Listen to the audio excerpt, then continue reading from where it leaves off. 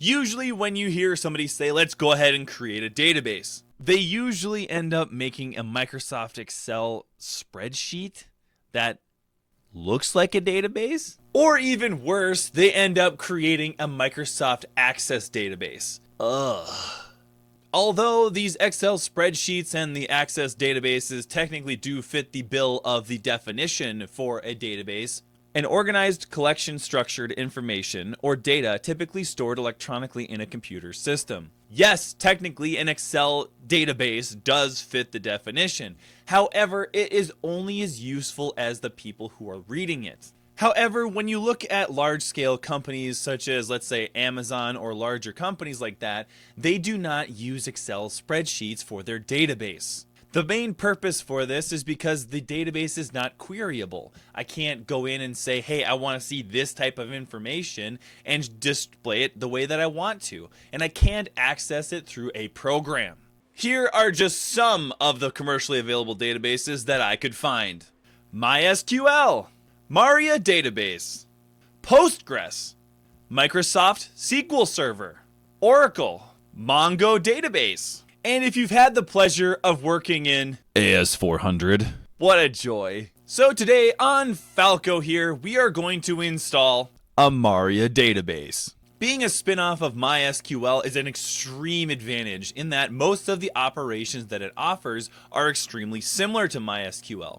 Being that MySQL was kind of the standard for web development a while back, there's so much information available for how to deal with MySQL.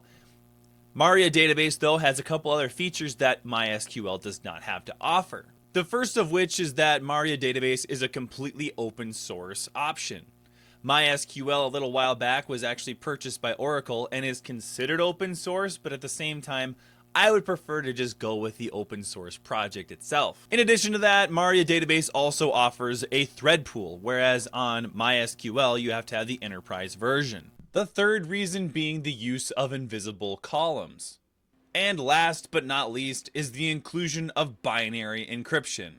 I have also heard a little bit that MariaDB is a little bit faster than MySQL, so the upload and download speeds and getting information from it is a little bit faster than MySQL. But for the most part, I'm just going with it because it's entirely free.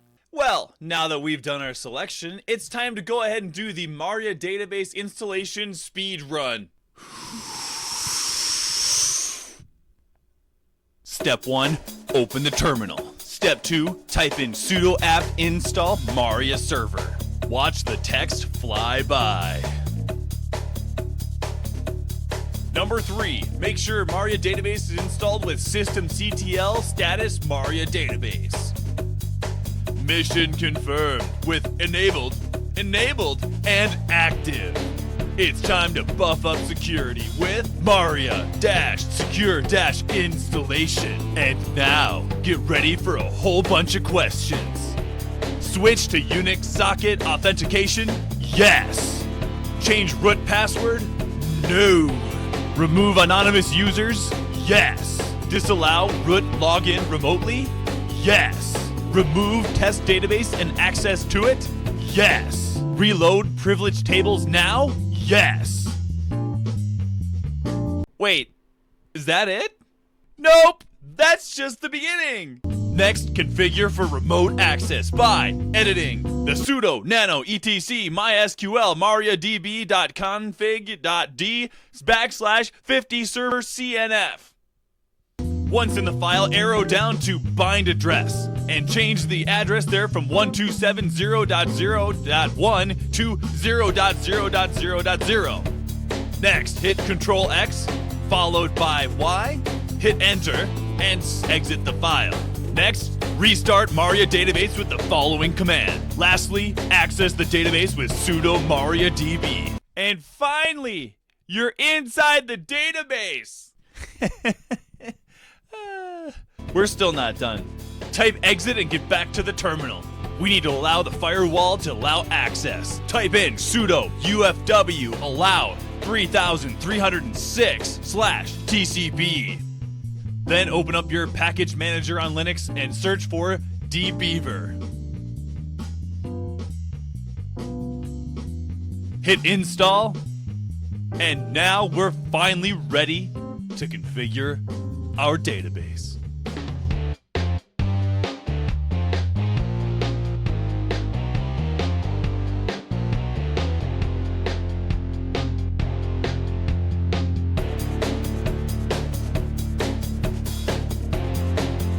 dbeaver, being one of the open source options to be able to configure the database, is one of the best things that we can use to be able to do this.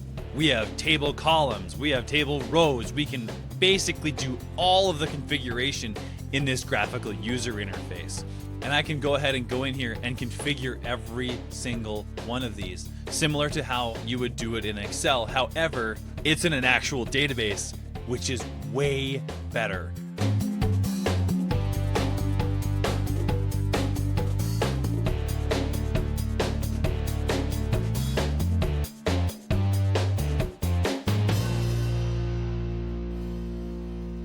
So although this is not going to be a full dbeaver tutorial on how to use all of the features of dbeaver, that would be a lot. As you can see over here on the left-hand side of your screen, you will see two tables that are currently inside the database.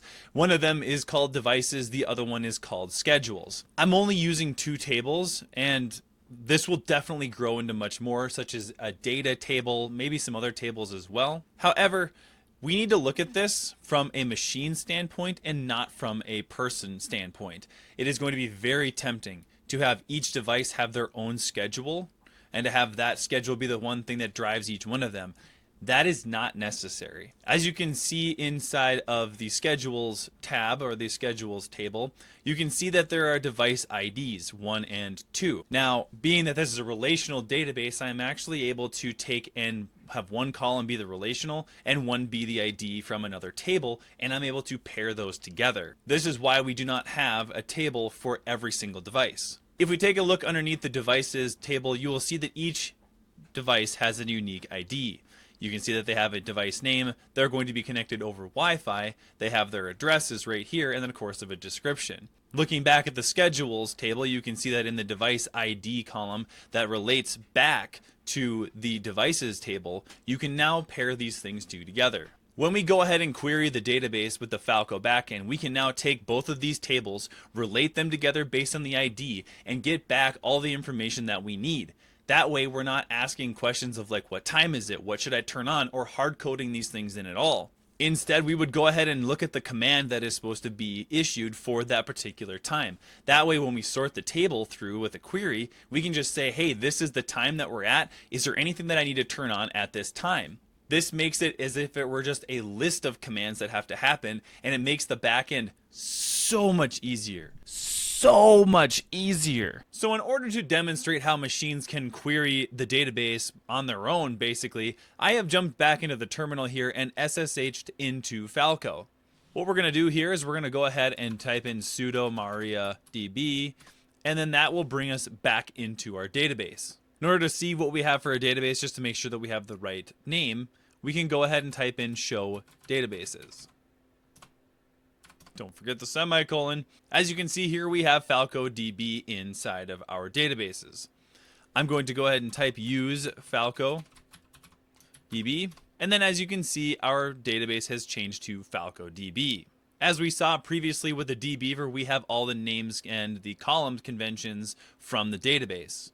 We can go ahead and use this particular query to go ahead and pair both of those tables together. Now, if I hit enter on this particular query, you will see that it has put both of the tables together. Both the device and the schedules have now been basically paired, and this gets returned back to the machine code on the back end of Falco. This makes it so much easier. And of course, I could even do more queries to try to get it down to the exact hour that we're on and see if there's anything that we would want to have turn on or turn off at that time, specifically to the minute if we wanted. I mean, the options are absolutely endless.